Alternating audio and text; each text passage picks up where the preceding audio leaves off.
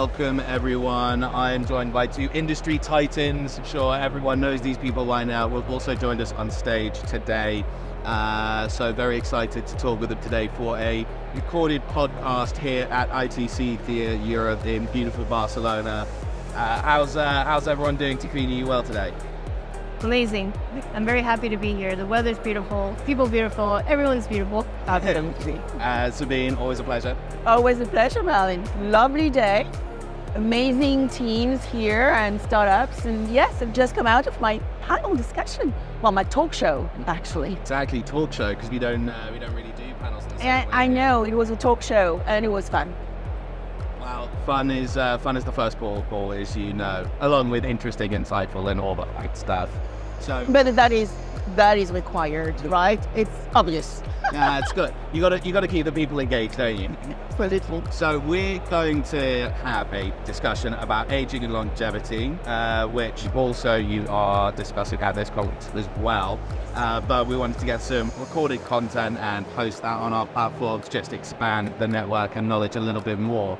It's no secret. It's pretty obvious to a lot of people we do have an aging population. There's not a lot of, even Elon Musk, I remember him talking about the fact that there's actually an underpopulation problem. Birth rates are very low, which seems counterintuitive given that every time you look at the Earth's population count, it seems to go up by about 1 billion or so. But let's think about that in relation to insurance. There's going to be an impact on increased life expectancy.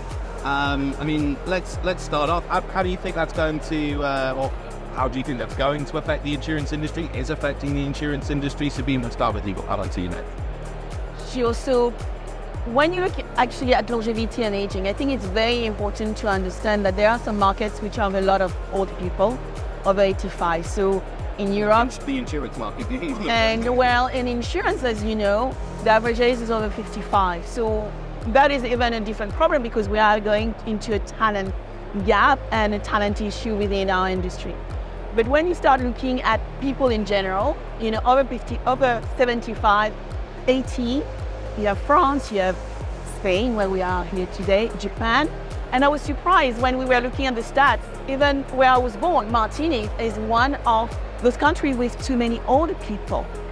And the impact on insurance is, okay, how are we going to pay for retirement? Because most of us have probably not saved enough.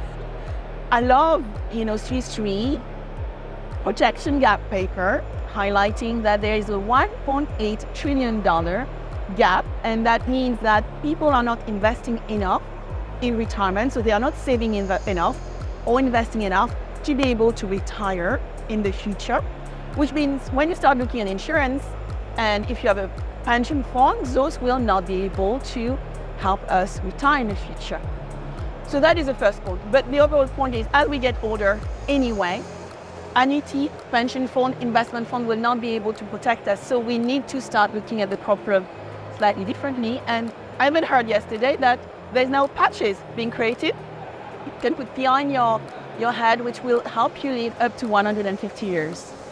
Very patches and creams potentially, but patches first, and that are being created to help us live longer. So the longevity topic is going to be a really interesting one, because whether you look at Elon Musk or Jeff Bezos, they are actually looking at this very closely, because with technology and with medicine, you can prolong as well the lifespan of an individual. But at the same time, when you look at it from an insurance viewpoint, if we don't change the way we consume, the way we save, and how we are going to retire, we are not going to be able to sustain ourselves though.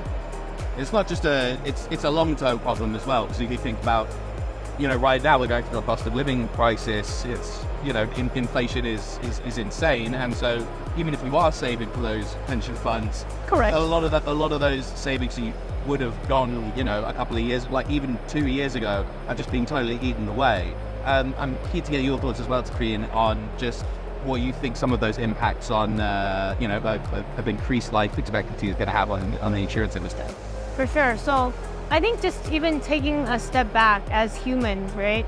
I think in so many different cultures, just growing up, we live such a structured life, right? oh, we have to go to school at a certain age, we go to college, we get married, we do, there's all these like milestones, and then you retire, right? And then you're like, oh, that's when you get old, right? And this concept, and like if you think about a lot of the people who are now falling into the retirement age, 55, 65, now 75 sometimes, right? A lot of them are still actually very capable, able-bodied, and really build like a whole second career or a different life. And I think adding a little bit of structure around that to help people like discover, what to do next, I think will be very, very impactful in helping people live a better quality of life, right?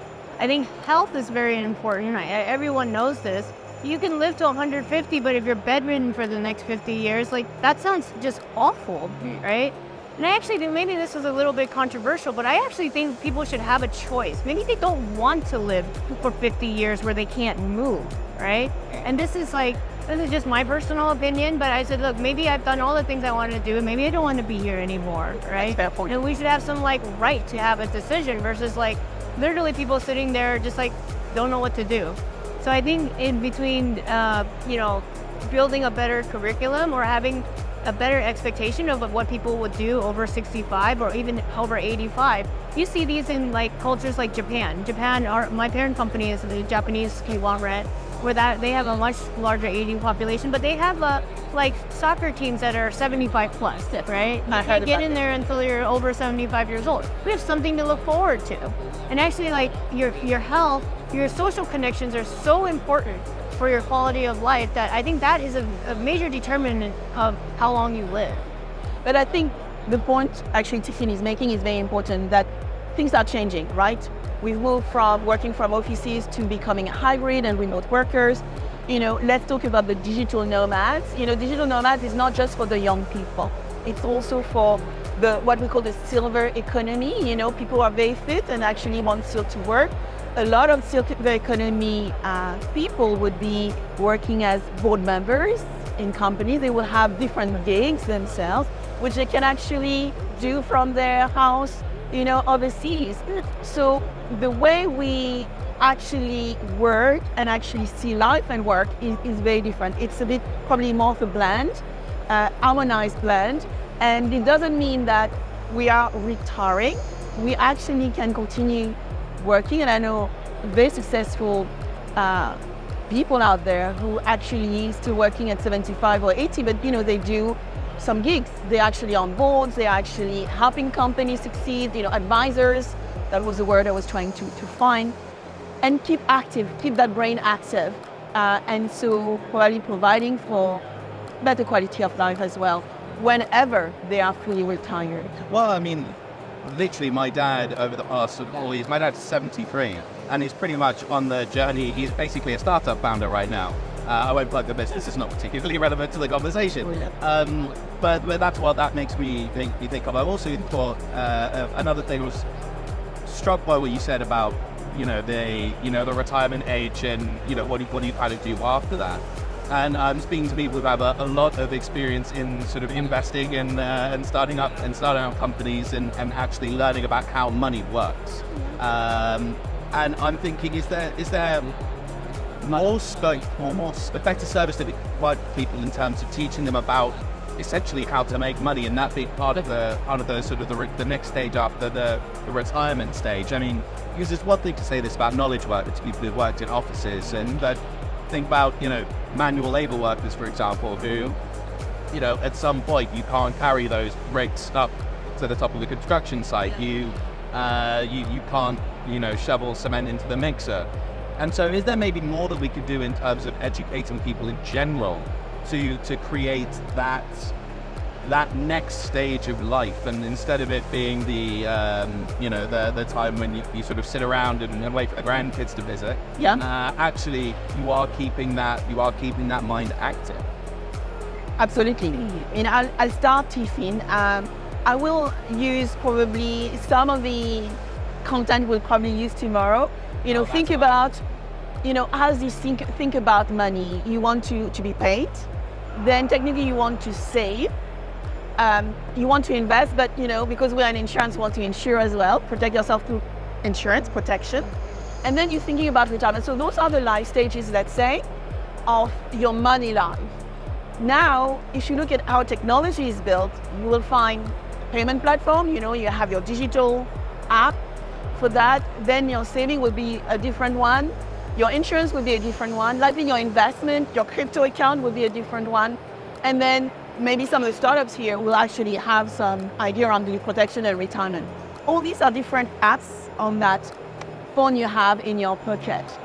What about helping people get educated by having maybe a super app, something which is actually joining the dot and providing education, but also helping as you put your money into those little boxes to show you how that money flows is working. I don't think there is many joining the dot yet. Maybe Tiffine can help us find out if there are some. But that is, I think, where we need to start thinking about the future, right, of what people need before retirement. So when I think about solving this problem, actually my background, I have some background in economic and workforce development, and I kind of split people into different categories, right? So you have the ultra rich, which is just working on like tax sheltering, right? And figuring out, and there's certain types of products for them. And then you have sort of the white collar workers where they have stable job and they have high income earners and, they saved up for retirement. And then you have sort of the middle class, lower class, and then the working class, right? Where it's a little bit more difficult. And maybe everyone knows that they should save for retirement, but they just barely can make ends meet, right? And so it is what it is. That's the reality of life, right? And so is there something that can be built there or mandated by the government or something, right, that could potentially support them? I don't know. There might be an opportunity there.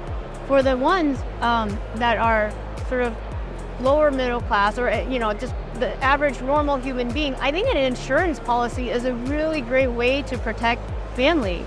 I'm American, but ethnically I'm Taiwanese, and it's very popular for families to just buy life insurance policies in case something happens, right?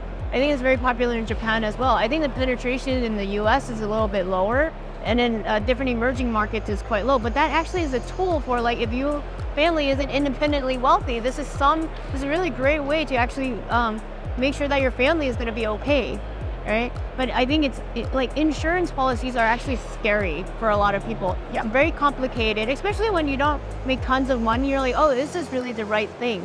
So I think better education, having some set standards of what these policies should look like to support people, I think that might be a potential starting point. And they're not just scary from a boilerplate red tape perspective and just looking at all the jargon.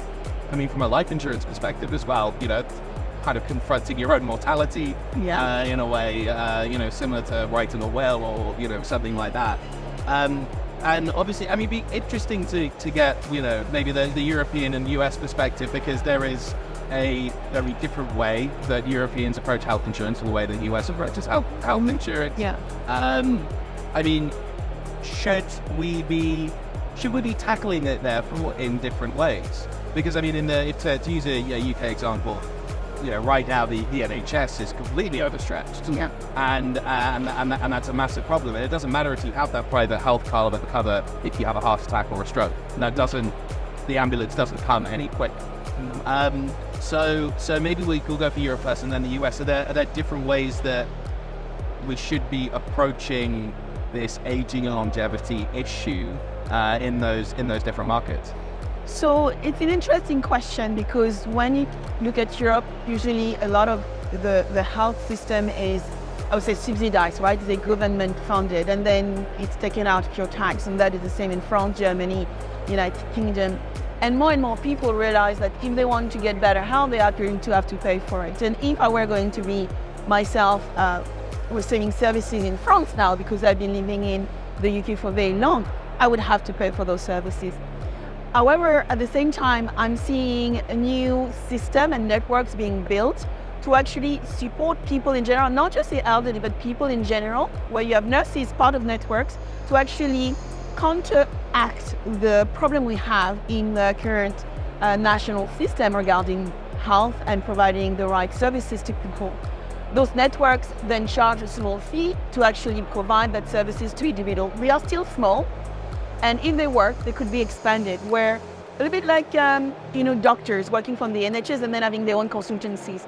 where they allocate time for NHS and then they allocate time for private.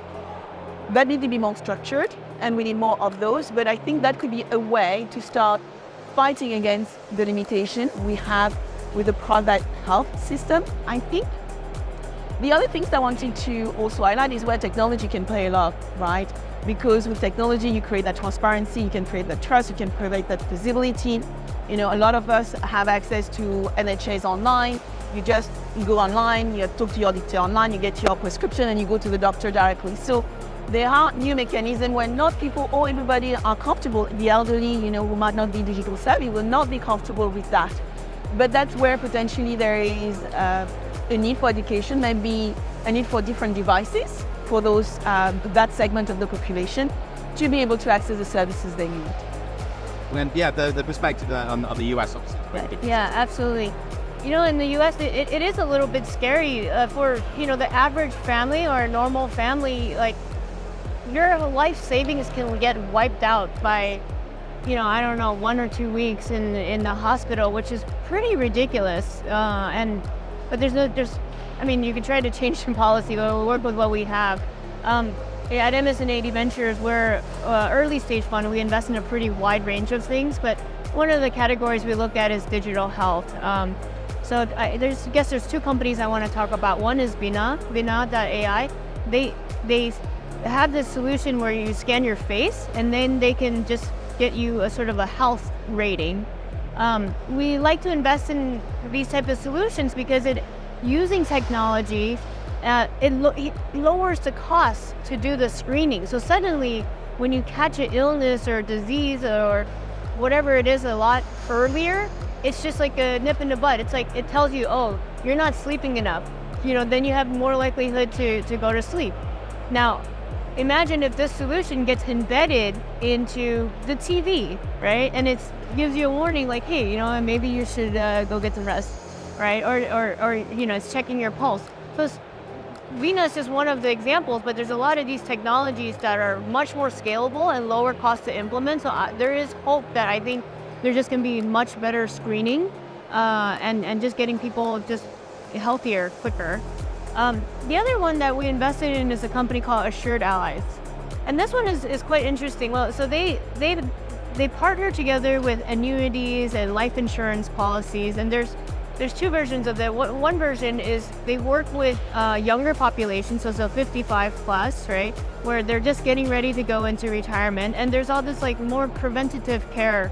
Right? You have access to all these like different tools and like games or cognitive functions, right? And they have this.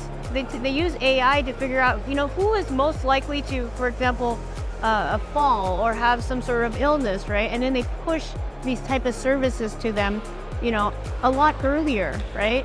And then another version of this, they just bundle with existing long-term care policy holders, right? They're already aging, right? I think for most 55 to 65, 70, they're okay. But once you get 70 or older, your health starts to deteriorate. And so, like, what do you do there? It's like, well, okay, you know, are you most likely going to fall in the bathtub? So we'll go and like install a bar, or, you know, are you prone to diabetes? Whatever all those things are, it's a very proactive way to approach it, and actually helps lower the cost, and then ends up improving the quality of life of that human being. Absolutely. There's an issue that I think we need to discuss, which is the impact of, well, 2 things right now. We briefly mentioned, you know, there's a cost of living crisis. There's also a bit of an investment lull in the insurtech space, well, across all the startups, really. It's not just insurtech. It's not just insurance. It's pendulums. I've even said it on other interviews today. You know, it's pendulums. It started high valuations and loads of insurtechs. It'll swing back. It's swung this way. It'll swing back.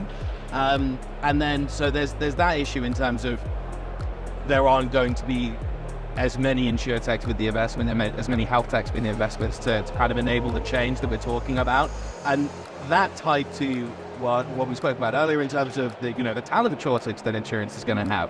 There's also a meta thing about insurance executives are, you know, making these products for themselves as they get older, essentially. But is that going to sort of halt or in some way stop the progress that we'd like to see in terms of new sort of innovators driving these I changes? have a slightly different view. Yes, funding has slowed down across the board, especially for MGAs, but actually the capital is still there. It's just what we're investing in looks a little bit different. If there's an MGA that's doing something extremely unique and bundling a bunch of services that can be competitive to other venture backable companies, I will for sure want to invest in it.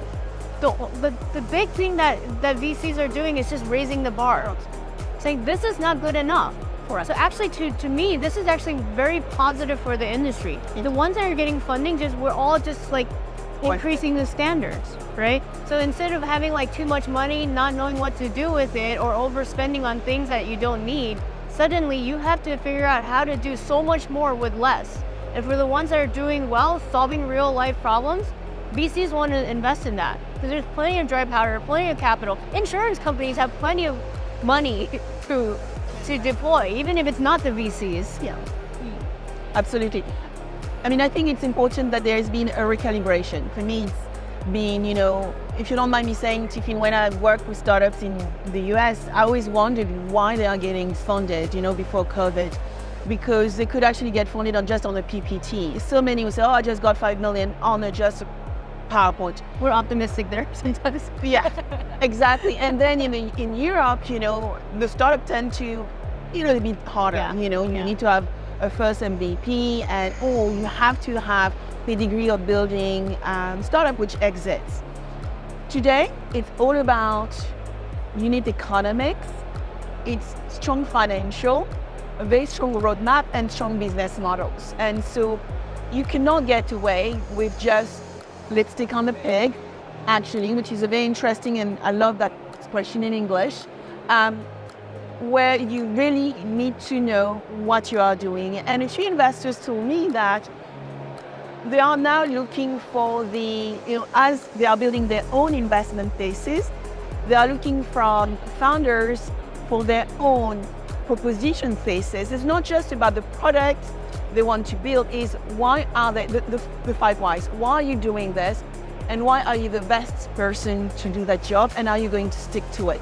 And they said it's not a 1 week PPT or, putting a deck together. They are expecting to grill them, for 3 months, but they're expecting really strong validation of evidences and assumptions before even going for the second meeting. So investors have become much harder to convince and to get money from because they are looking for stronger candidates now. Yeah, it's certainly something that I see, and that's pretty much all we have time for. But the last comment that, I've spoken with Gil Arazi much, quite a lot about that. Love you, Gil. We love Gil. Universally adored by the insurtech industry. And, it's something that he and I both agreed on, which is, it's very much your position, really. There is maybe less diversification of capital, but, when there's a proposition there, the investors, whether it's ventures or angel investors, or even the insurers as well, those venture arms, are doubling down on it. There's even more capital going into it. Yeah. I mean, like, High Insurance last year did a monster raise. I think there is one thing which is important. So, and I'm fascinated by CVCs, and ADMA, MS&AD, last year was rated number 1 insurance CVC. So I think it's very important to understand CVC is still very small. So within fintech, CVCs represent 8%, represent around 10% in insurtech. And the number is still staying the 10, and slightly more in insurtech because I guess startups realize that, getting money from corporate venture capitalists is actually okay because it's smart money, right? You're getting money from one side of the business and allowing you to work on the other side. I think that number is going to increase. I really do, because there's so much more that can be done from corporate venture capitalists out there. Yeah, and so we're global investors, and what we've had to do, the advice that we give to our founders will be adjusted depending on the region. So actually, for instance, like our Singapore, Southeast Asia, and Europe founders might be a little bit more conservative. So we actually ask them to ramp up because we want them to grow fast enough. And then for the U.S. one, we've asked them to cut burn a bit. I mean, everyone was asked to cut burn. but it's just like slightly different challenges for different markets because you don't want to be too conservative and you don't want to be like a PowerPoint that was built in like by ChatGPT. By ChatGPT. Like they're not even building it themselves anymore. Yeah, exactly. So.